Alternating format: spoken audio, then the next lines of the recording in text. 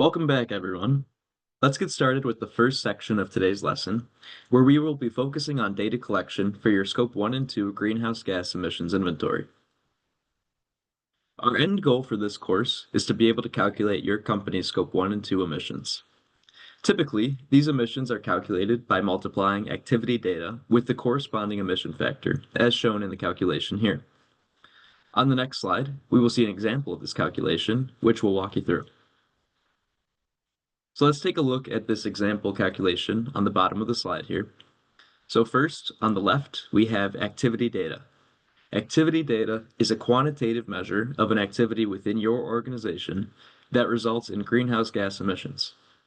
In this example, for instance, we are looking at the electricity consumed at a facility, shown here in kilowatt hours or kWh.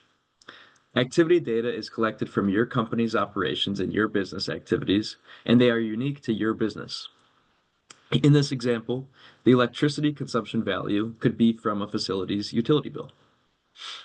Next, in the middle of the screen, we have the emission factor, which is a representative value that relates the quantity of greenhouse gas emissions released relevant to a specific emission-producing activity.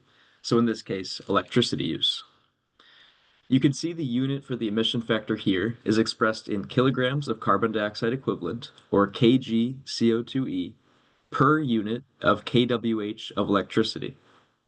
So by multiplying the activity data with the emission factor, the kWh will cancel each other out, and we will get the greenhouse gas emissions for the electricity consumption activity.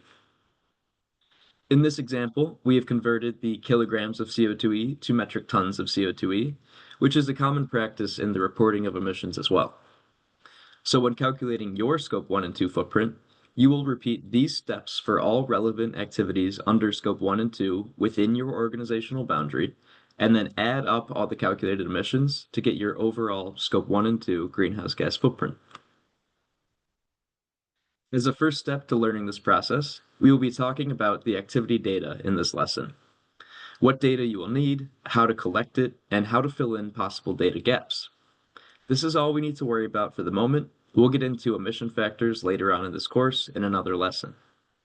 Next, in the self-guided portion, you will begin to learn about the key components for identifying and organizing your Scope 1 and 2 activity data.